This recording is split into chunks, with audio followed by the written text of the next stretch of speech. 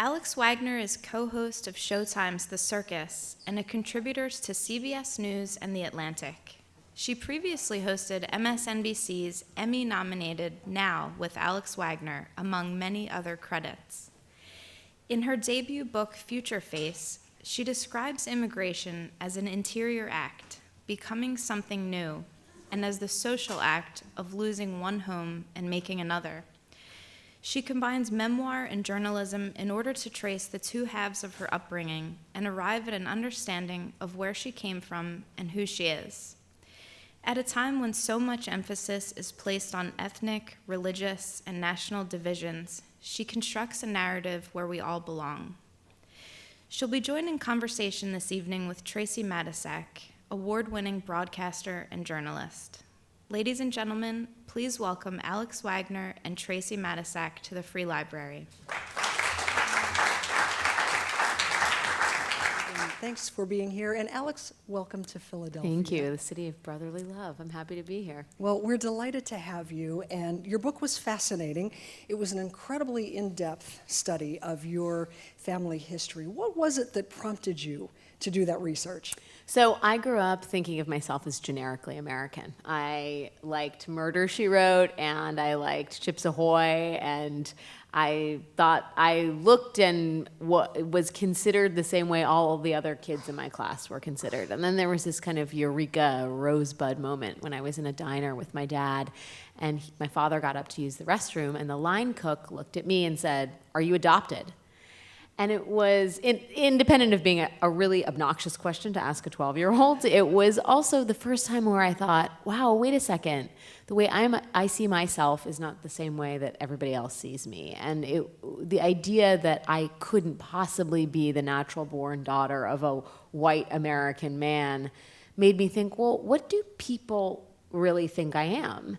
And in my teens, I sort of began to sort of the inklings, the green shoots of sort of like the identity search started springing forth.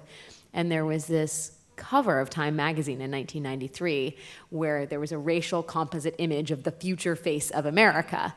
And I looked at it and I thought, that's me. I'm the future face of America. And that gave me a template from which to work. And I sort of like embraced this idea that I was this nebulous brown, Hapa, mixed race avatar of the American future, which was exhilarating and fun up until a point, but that's also a fairly rootless way of going about life. And as I got older, I really craved a sense of belonging. And I think a lot of people, especially right now, are looking to find out where they belong and who their people are.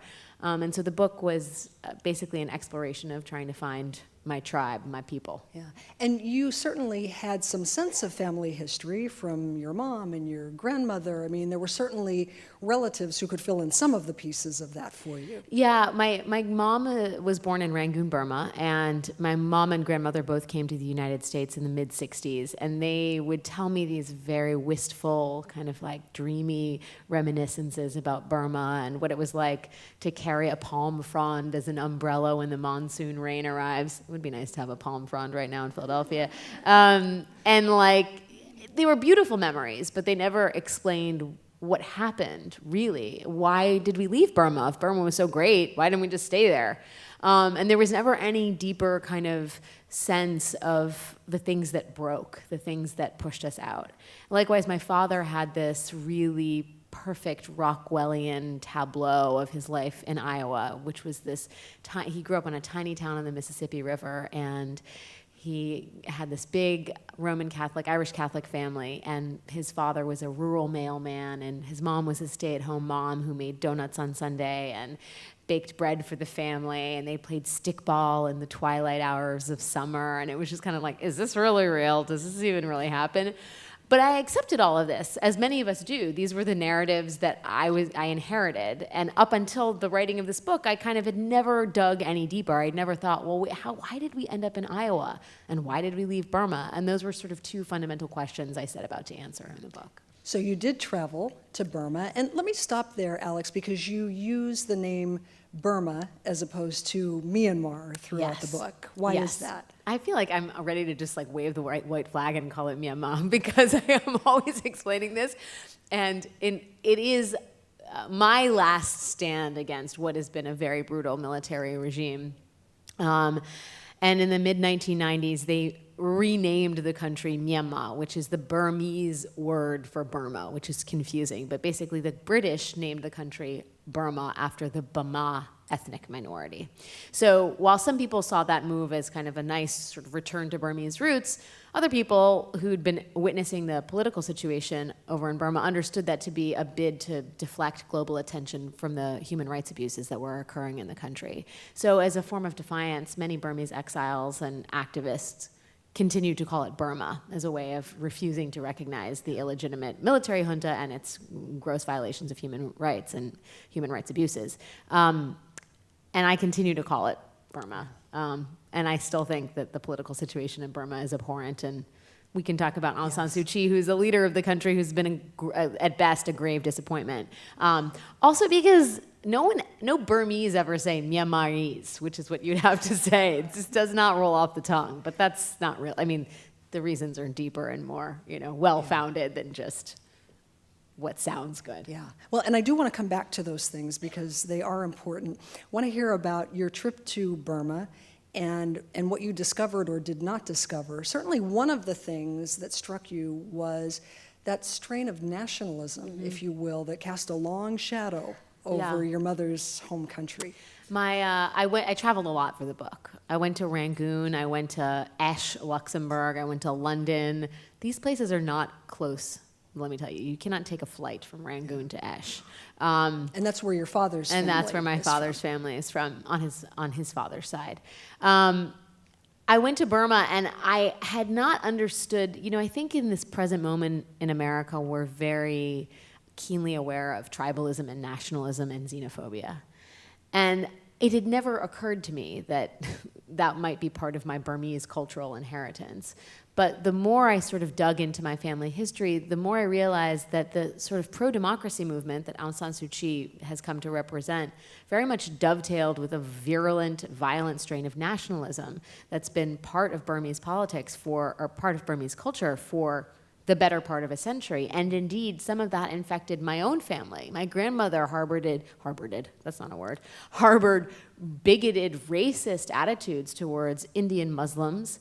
And you see some of the harvest of that in today's ethnic cleansing of the Rohingya minority in Burma. It's a Muslim minority, many people say, is truly from India or Bangladesh, even though they've been in Burma since maybe even as early as 7 AD.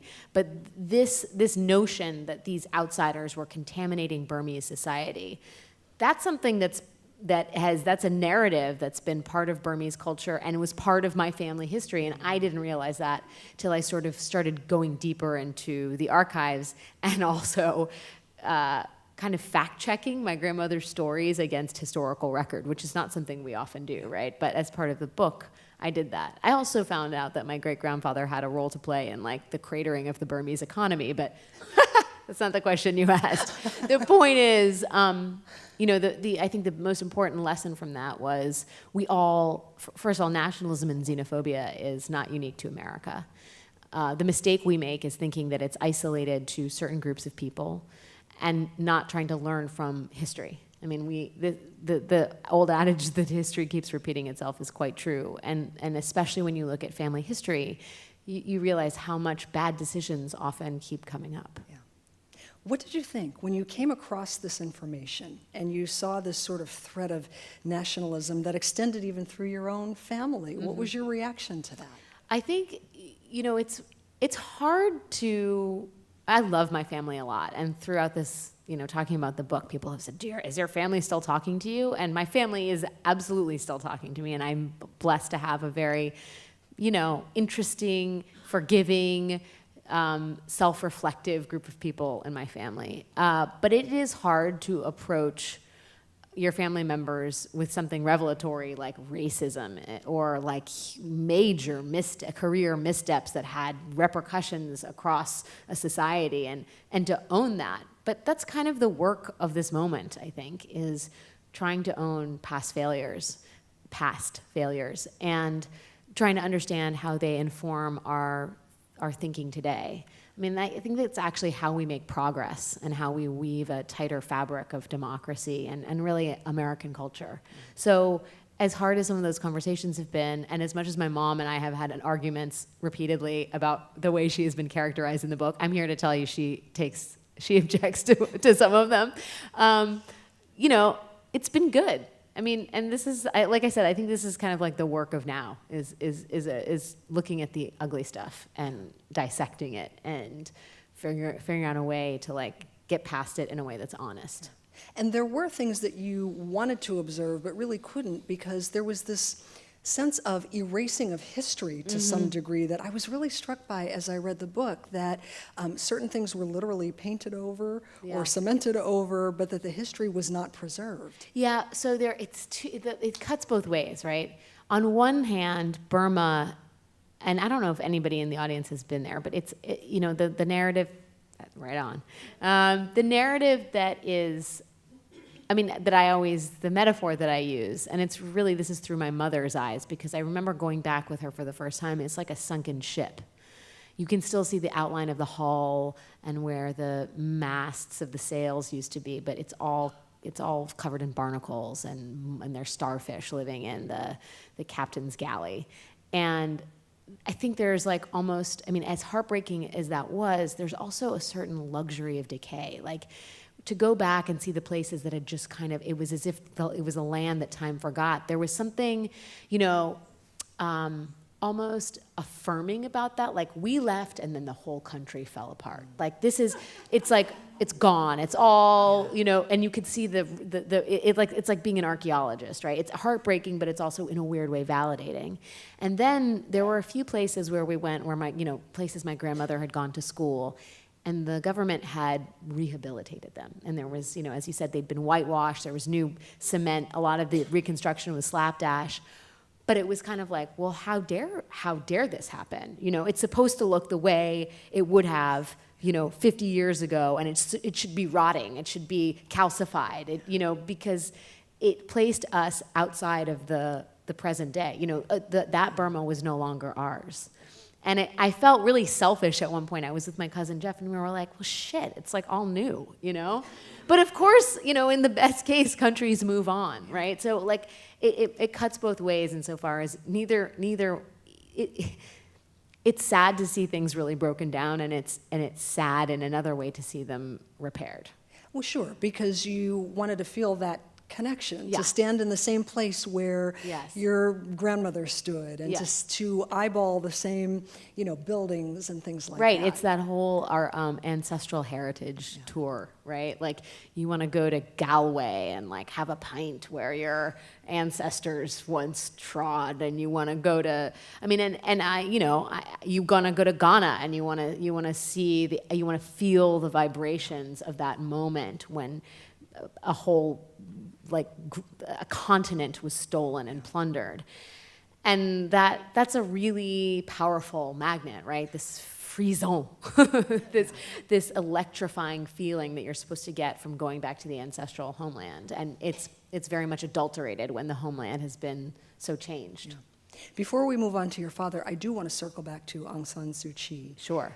Because you mentioned being very much of a disappointment. Remind us a little bit about the situation there with the Rohingya Muslims and her response to all of that, and sort of where things are with that. So I had like Aung San Suu Kyi keychains and T-shirts growing up. I wrote an op-ed in the Washington Post 2 weeks ago. Burma, it was so hard to know Burma. Burma existed in like a black hole for people who, like me, who were born here and who didn't have much of a concrete relationship to the country. Aung San Suu Kyi was our porthole to Burma. She was the thing that we could all believe in. She helped us create an identity out of a vacuum. And there was so much hope and expectation when she was finally freed from house arrest.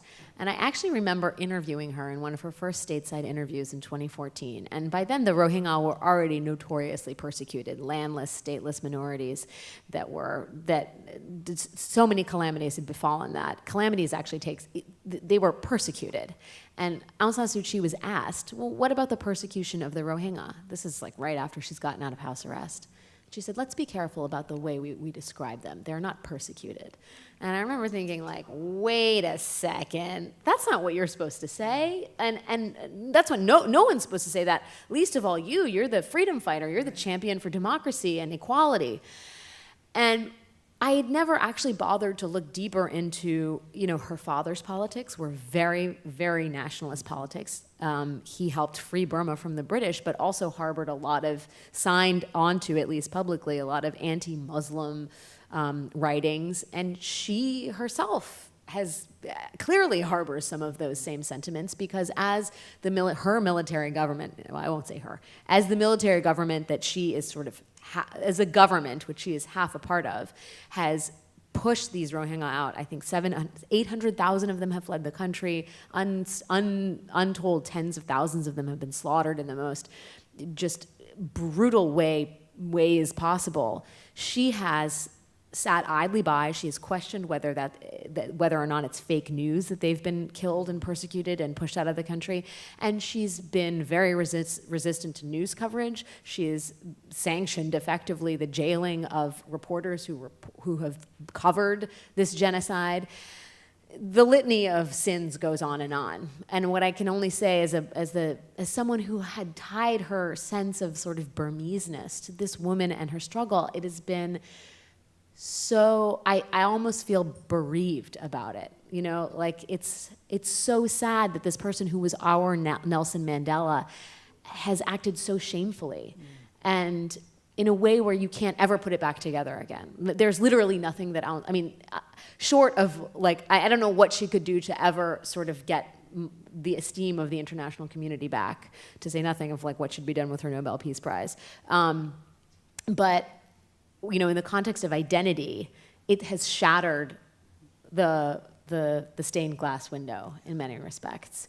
But it has also been a learning experience, I think this is the danger of having very surface heroes who are sort of crafted out of simplistic narratives, and leaders of whom we don't ask tough questions, or people we don't educate ourselves about, who exist as kind of glowing champions, but not real people. And I take a little bit of the blame here, because it's I never bothered to know what her politics were. And in 2014, which was 8 years ago, when she said, "Let's be very clear that they're not persecuted," that should have just been an alarm bell. Yeah. But it took until this point to find that out. Yeah. I want to move on and talk about your father. As you researched his family, you came across what you refer to as the white immigrant origin story. Yes. What is Don't that? we all have one? The white immigrant origin story, which is very popular at this particular moment in politics, is we white immigrants came to America and we pulled ourselves up by the bootstraps, and by divine providence and hard work, we made it here. And isn't it great? And wasn't America great then, and shouldn't we make it so again? And look, that is not to denigrate the hard work of white immigrants or brown immigrants all over the place. We are a nation of immigrants. But it is a simplistic narrative, and it was very much my father's narrative. And I literally never questioned it until, and I feel, again, sort of silly saying that it took this book to get me to this place. But I had no idea why we were in Lansing, Iowa, why the Wagners picked this tiny plot of northeastern Iowa near the Mississippi River to call their own. So I started doing research, and I realized we got that land because we had kicked off, not we the Wagners, but we the US government had kicked off, decimated, and killed off the native people who were there literally 5 to 10 years before my great-grandfather got there, right? And it had never, of course I knew the story of the native people in this country, but it had never occurred to me that it dovetailed so directly with my own family story, or the white immigrant origin story, which is of course tied to, whiteness in America as brownness. Whiteness in America is tied to brownness in America 9 times out of 10. We just often don't see how they're tied together.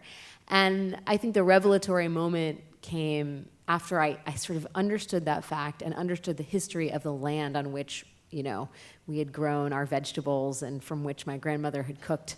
I just had a son at the end of writing this book, and I thought, you know what? When I tell him the story of his grandfather and the Wagners, I'm going to begin it at a different place. And it's going to begin a few years before the Wagners got there, and he's going to have a full accounting of how we got to that place, why it was ours, what was given to us, what we took as a country, as a people, and what is owed.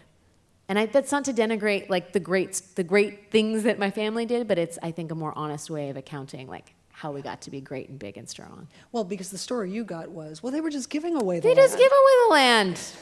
Well, the reason they could give away the land was because they took it from someone else. Yeah. I was struck, Alex, by one particular story that you told in the book about you, an experience that you had with your mom, and I want to say your grandmother, and was it your mother's husband in Alsace-Lorraine? Yeah. You walked into a restaurant. I want you to tell that story because I was struck by how that experience affected you and what you learned from it. Yeah, we were in Alsace-Lorraine. I mean, I think, so there's, being a person, I mean, first of all, I'll just say, being a Hapa mixed race person, like I didn't identify, I think I'm more identified probably with white culture growing up because I was surrounded by white people and I work in American media, which is dominated by white people. And it's only like in my like middle ages, it's only as I've gotten older that I think everyone is more acutely aware of race in this country, especially right now, and especially honestly in the last decade.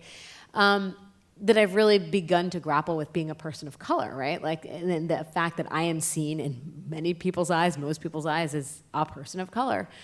I was in Alsace-Lorraine with my mother and my grandmother, both Burmese, and my stepfather, who's Dutch. And we were on a road trip, don't ask why, and we stopped for dinner in Alsace-Lorraine, which is an interesting part of France with a lot of German culture. And we stopped in this very stuffy 4-star, 5-star, whatever, Michelin-starred restaurant. And I remember this kind of like, it was like a collective sneer descending on the room. And when my mom and my grandmother and I walked in, and I remember thinking like, these people don't, if I'm being generous, don't know what to make of us. And if I'm being not as generous, like these people don't like having 3 Burmese queens in their restaurant. And as kind of unappetizing as that feeling was, what was also true is that I remember feeling in that moment very self-conscious and in some ways almost ashamed. Like, oh, well, if I was just with my stepfather, I could blend in easier, and there is nothing like that guilt when you're like, I know how I'm supposed to feel, which is defiant and proud, but I know how I actually feel, which is like, oh, I wish I could somehow minimize my brownness. And that's, it was actually hard to write that part of the book because nobody wants to say that, right? Everyone wants to be like proud, like, fuck you guys. Sorry, I'm not allowed to use that language in the library, but you know what I mean? And I remember just feeling like, okay, this is real. Yeah. And this is part of like the burden and the work. Yeah. Well, and that was my question was, what did that teach you about what it is to be a person of color? Yeah. Not just in America, but as a citizen of the world. I mean, I think there are tough choices that you're asked to make. And I think often we want to exist, especially mixed race people want to exist in both worlds, but we are often asked to choose between 2 binaries. You're either white or you're brown, and it's hard to be both. And that anecdote in many ways throws that into sharp relief. Yeah. So you took a bunch of ancestry tests yes. as well. Is anybody out there taking DNA tests? Okay, look out. Look out for those DNA tests. Some of them are better than others. So you found. And you also had several of your family members. Yeah, I blanketed the labs with our spit. I spent a lot of money on DNA tests, which is why I can't give away the books for free tonight as much as I would like to. The fact of the matter is these tests are market driven, right? So some of them purchase DNA, some of them acquire publicly sourced DNA, some of them are working to capture reference DNA from other parts of the globe on their own. It's a complicated process, but they use what's called reference DNA to compare what you give them. So they'll compare the spit or the DNA of a kind of unique population and use indicators in that to tell you what you are, right? It's a semi-complicated process, but the long and short of it is it's driven by market demand. So if there are a lot of Irish Americans taking the test, they're gonna make sure they got a lot of good Irish DNA on hand in their reference DNA. Which means you can probably get some pretty good results if you're an Irish American person taking the test. But, you know, there are not a lot of Burmese people taking the test, in part because the tests are $100. There are not a lot of people. Burma is not a wealthy country. Burma has basically been in an internet blackout for, it's like 5% internet penetration. It's not easy to upload like DNA tests to the internet or get your results from the internet, from Burma. And so as a result, like, the answers, the test results that I was getting were all over the place for my mother's side. And even for my father's side, one test told me I was 14% Scandinavian. Another test said I was 0% Scandinavian. And as I dug deeper into this, I talked to some of the scientists at each of these companies and they said, well, it could be Scandinavian DNA that landed in Ireland, which is why it's showing up in your test. But that begot all these other questions. Like when you say Scandinavian DNA, like what are you talking about? Are you talking about the Vikings that landed in Ireland hundreds of years ago? Because we think of ourselves as Irish, but I guess we could be Scandinavian. The tests are, every year that goes by, the data gets a little bit better and the user interface gets a little bit more honest. But I started taking them in 2015, and I cannot tell you, things were all over the place with these tests. Some of them said my mom was Mongolian.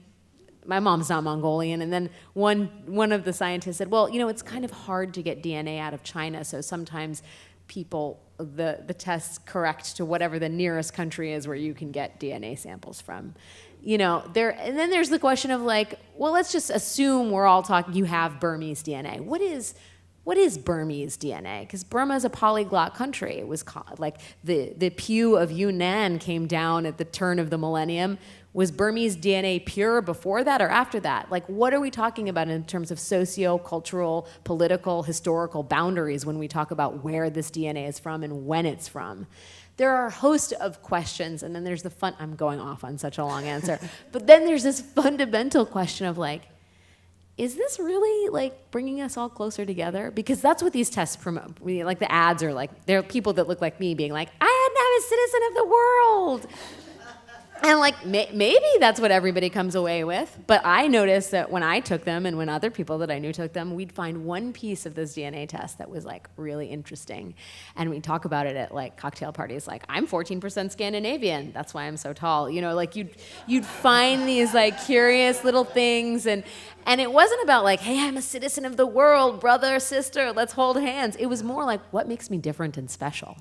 Like everybody wants like a fascinating, like unknown secret story about their family history. And that's what those DNA tests provide. They are not like an accounting of the truth. You don't find out that your parents, great-great-grandparents were slave owners, or you don't find out about the Winnebago. You don't find out about, bad, like questionable decisions that your family made. You don't learn about your family history. You spit into a vial and you get told something exciting, some fractional racial percentage that like makes you different than everybody else. And I think if we're being honest with ourselves, that's what those DNA tests do. And at this moment when we are so separated from each other and so convinced of our own uniqueness, I don't know if they're like the best form of recreational pastime. Yeah, so was it worth it in the end? I mean, I'm glad I learned first of all, I'm glad I like brushed up on biology. I was like 23 chromosomes, what? DNA helix. I learned a lot about the science. Yeah. And I feel like I proselytize about this a lot because they're so popular. It's $1 billion industry. And I think it's a little bit disingenuous the way that they're sold. And I think it's important to look at these things from a broader anthropological, almost evolutionary perspective. Every evolutionary biologist I talk to is like, this idea that we're scientifically, racially different from one another, we're so similar. We are so similar. And this kind of doubles down on this idea that we are fundamentally, scientifically different from one another. When in reality, like, we're identical, basically. Yeah. You mentioned your son a few moments ago, a couple questions around that. One is that if some future great-great-grandchild wants to go on a similar search, and certainly it will be easier to document given the times that we live in and social media and so forth, but what would you want that distant relative to discover about you someday many years hence? Oh, she worked so hard, and she was such a good person. What would I want? You know, I would kind of like my great-great-great-great-great-grandchild children to be like, God, you know, Alex Wagner was no bullshit.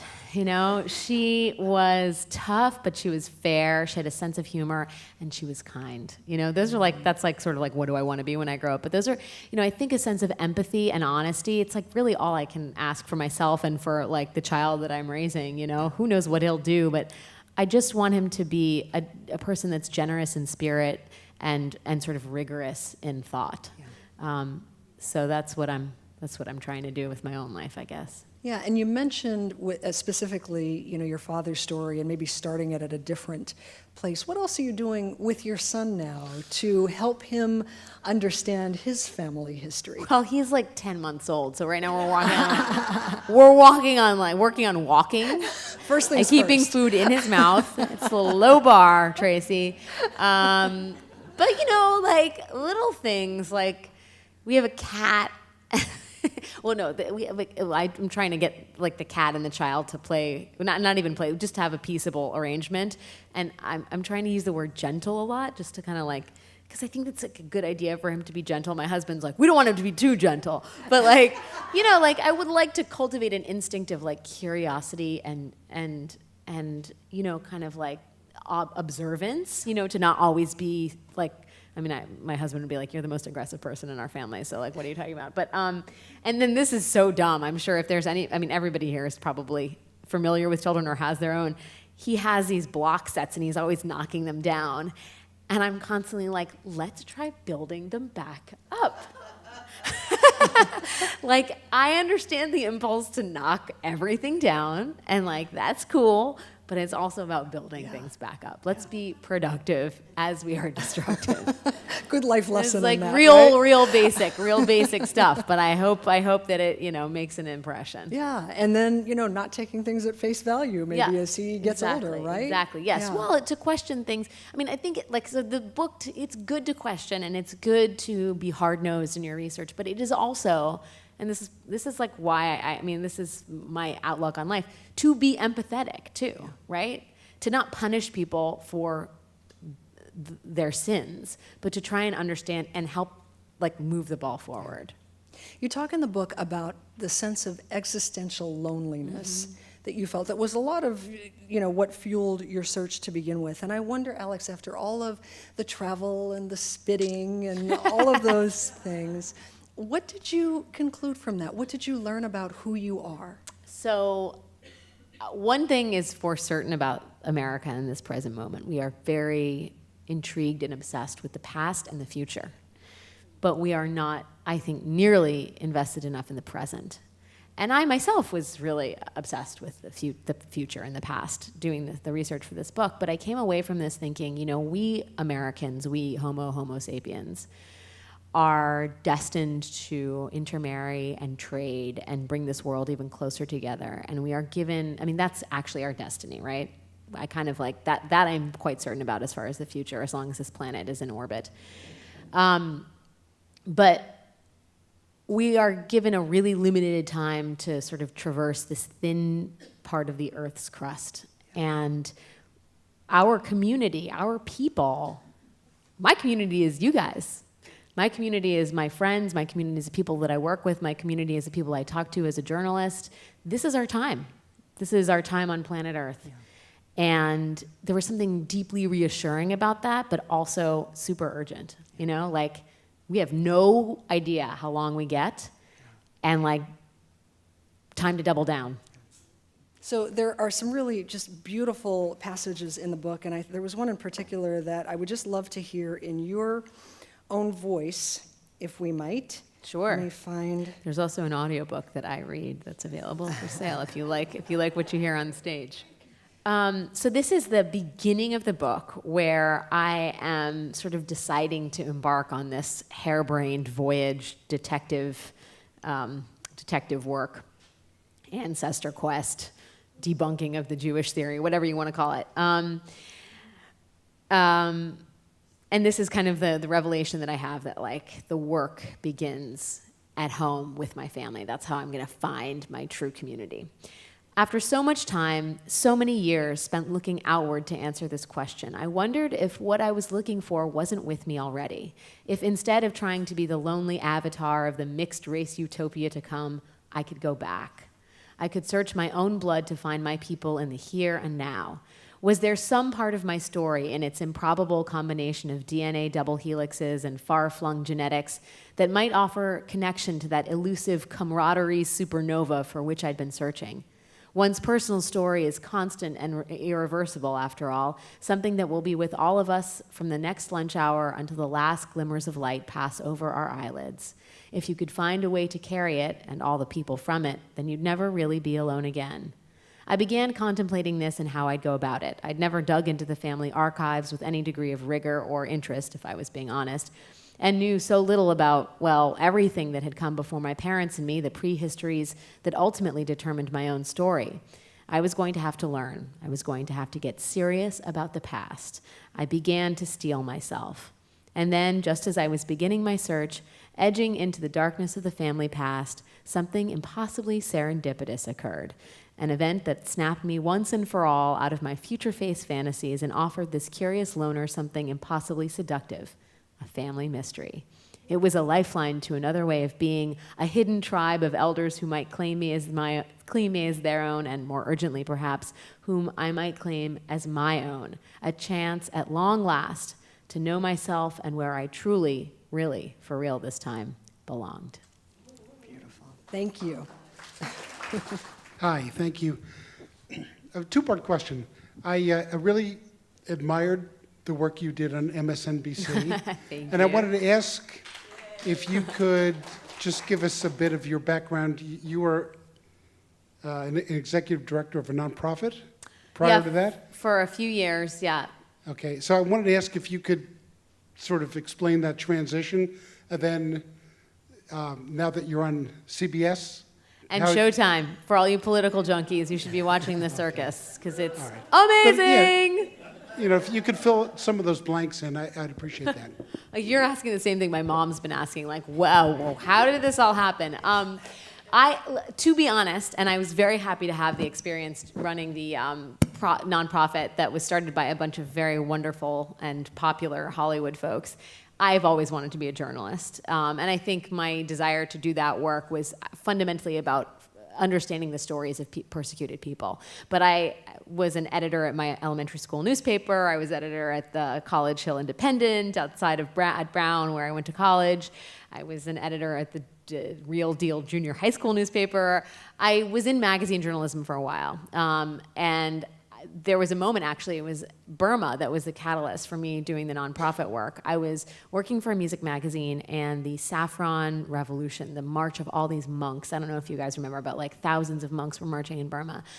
And I remember watching this unfold on CNN, and I thought, what the fuck am I doing here? Like, the world, you know, Burma, this place that is where I easily could have been born. I know nothing about it. I've never been there. The issues facing the people of the world, my family, I still have family in Burma, are so urgent. I need to understand what's happening. And that was the moment I decided, like, I want to get engaged more directly with world affairs, world politics, international affairs.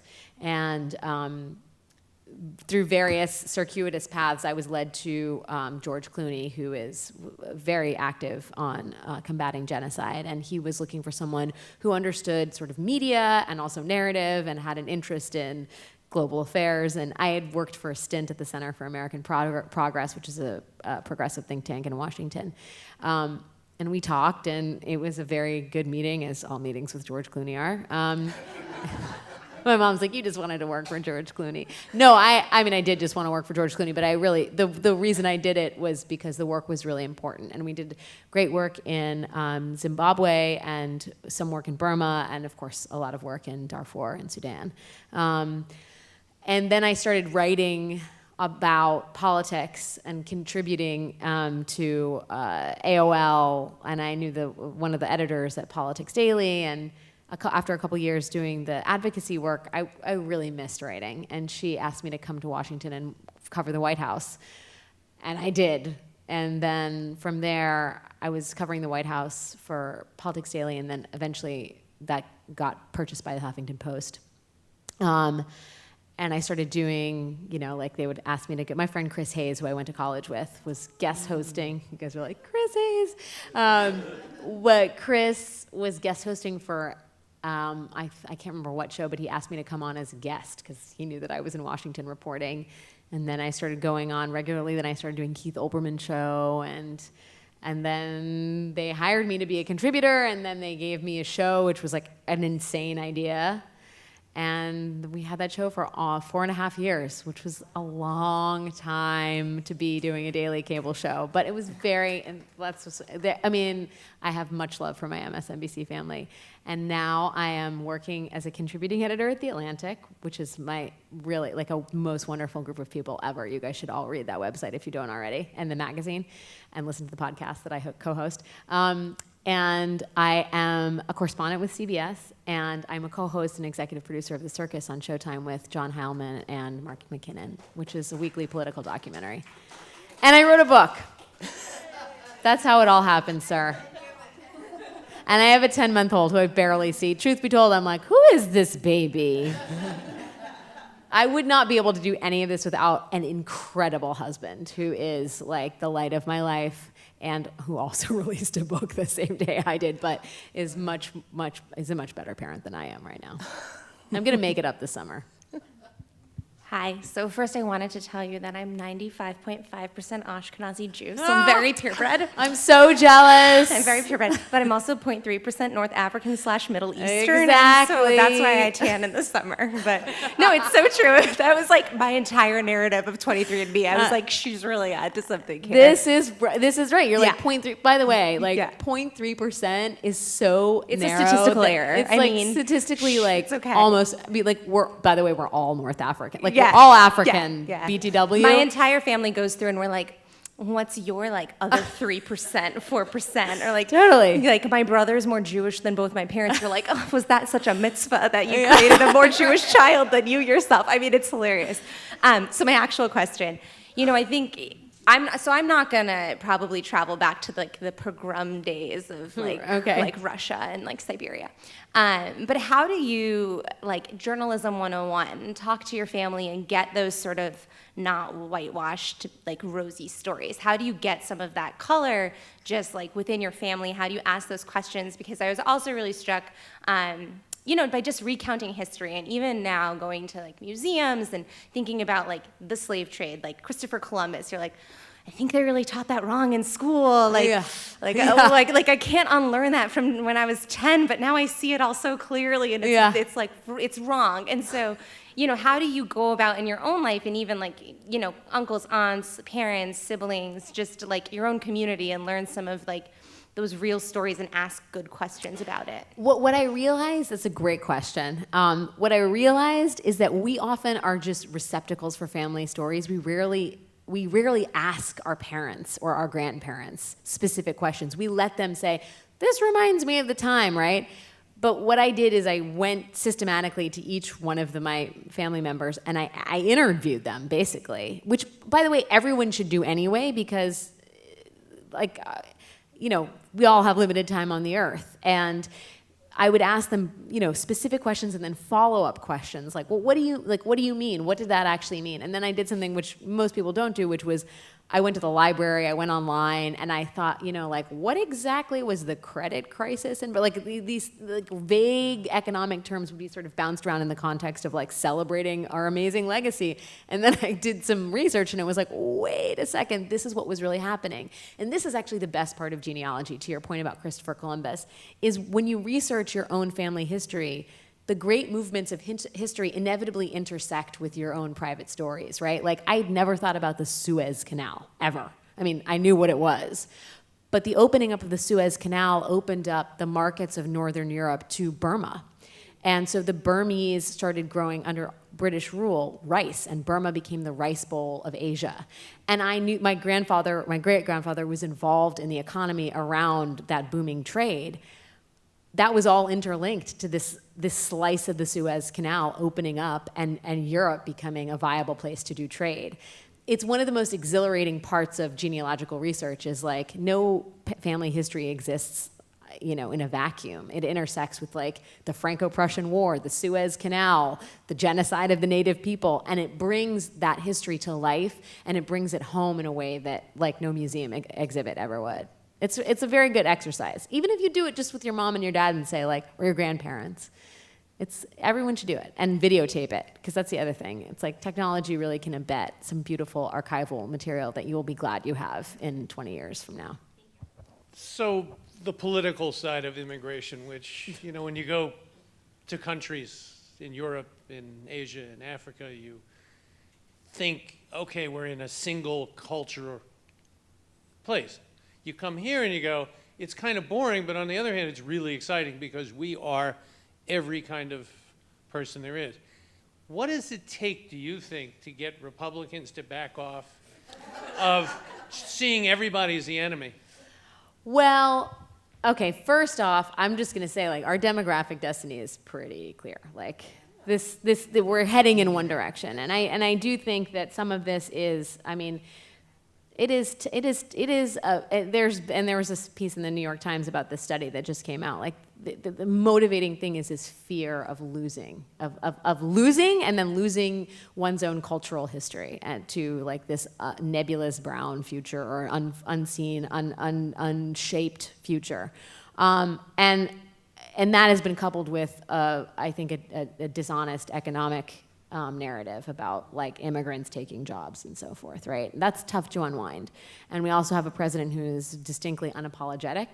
And I will tell you, I was in Indiana last week for the Circus, and I was talking to Trump supporters, and they are as ardent as ever. And by the way, every Democrat who thinks like it's a foregone conclusion that the House and Senate are coming back to the blue side of the aisle, like, be cautious in that assessment. There is, you know, they have felt Trump sort of rode into office on a message of economic anxiety, and he is taking credit for the unemployment rate being below 4%, the tax cuts, which, you know, sound good even if you're not necessarily benefiting from them. The people that voted for him feel very good about the promises that have been kept by this president. I think it's going to be hard for the Republican Party to unwind a narrative that has proven incredibly compelling and intoxicating to the base and is driving, like, I mean, support like I've never seen. I mean, this is like a flourishing of an ideology it's kind of like hard to imagine how it goes back into the box per se in the next 4 years. But I will say this, and I've said this throughout this book tour, I think this is more the end of a chapter than it is the beginning of something, right? Like, and I don't think that the chapter's only like two or 3 years. It could be 8, right? It could be 10. But I know that's not what a lot of people want to hear. But, you know, like, I don't think America in 2040 I don't think we're going to be looking at the situation the way we necessarily are today. I could be wrong. Hopefully I will be alive then to either eat my words or, like, you know, flex my muscles. But it's going to be a while. I was in Burma Thank you for visiting. And I was so struck by the force of religion. Mm-hmm. And you didn't mention anything about that in the talk, so I was wondering how that affected you. Yeah, Burma is, I think it's 90-some% Buddhist. And that actually is part of the tensions that are erupting with the Muslim minority, is the Buddhism is dovetailed with nationalism in Burma, and there's like an absolute, almost like zero, well, for Muslims especially. It's an interesting strain of Buddhism in Burma. It's Theravada Buddhism, and it's very animistic. very superstitious. It's unlike when I think if Westerners think of Buddhism, they have a different like kind of Zen Buddhist idea, the idea of Zen Buddhism. This is it's almost like there's almost like voodoo aspects to Burmese Buddhism. I know this from growing up with my mother and grandmother, who is a devout Buddhist. The thing about Burmese Buddhism that most hung with me after I visited Burma was, we went to Bagan. Did you go there? It's like this magical place where there are all these old stupas and Buddhist shrines that are hundreds of years old. Some of them have been really badly repaired, really just shitty like brickwork jobs, and I was really depressed by that, right? Like they'd taken these amazing, what could have been a UNESCO heritage site, and they've like destroyed it by doing this really bad reconstructive work. And then I was like in the room where Aung San was assassinated. I got special access to it. And they had done this similar like crazy shoddy treatment, like linoleum on the floor, like just corny like light displays. And I was complaining about all of this to my cousin, and he said, that's such an Occidental way of looking at things, Alex. The Buddhists don't believe in like, it's all about like you accrue merits by building monastery shrines in this lifetime. It's not about focusing on the past. We're moving forward, getting reincarnated, and it's all a progress towards nirvana. But they don't hang on to the past in the same way that I think we do, right? Like there's this sense of renewal and a cyclical like nature of existence that I think is in many ways very freeing. And so I began to sort of look at what I had previously seen as like horrible, reconstructive work as a sort of different evidence of a completely different way of looking at history and the past, and not being too preoccupied with it, I guess, in the structural sense, right, in the artifact sense. Having said that, there is one group in Rangoon that's doing amazing restoration work, and I'm glad that they exist too. Perhaps they're not Theravada Buddhists. Well, I think they're good Buddhists, but they also realize that there's some really beautiful parts of Burma that should be restored so people can see what the country was like, especially in Rangoon. Sometime in the early 60s, I had a Burmese roommate in college, and he had gotten out from the military takeover, but he characterized the population, like his mother was Chinese, his father was Burmese, and he said, the Chinese really run stuff in Burma. The Indians are the kind of shopkeepers, and the Burmese are like the laborers. And I don't know, that was his characterization. But if you had that, the people that are the Chinese now, they really run Burma. Okay. Well, when Burma was languishing under a military dictatorship, the country that invested in Burma, the border China, was China. Mandalay is effectively a Chinese city. And Burma became a client state of China when it was sanctioned by most of the West, okay? So there's definite, I think that assessment from the 60s to some degree holds true today. Rangoon was definitely an Indian city. The Indians were in the engine room of the Burmese economy, which is a surprise why it's easy to sort of shame and marginalize those who were the laborers who also happen to have darker skin, like lessons we learn today.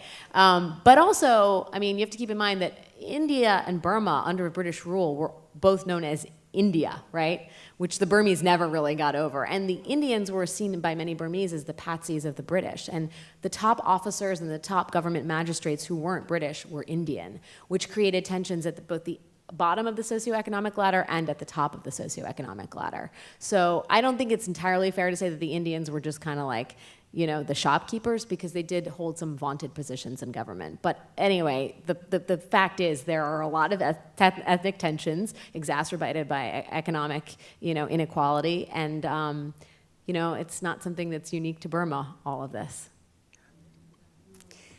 Well, ladies and gentlemen, I want to thank all of you for being here. Please join me in thanking Alex Wagner for sharing her family Thank you history for coming with us. out.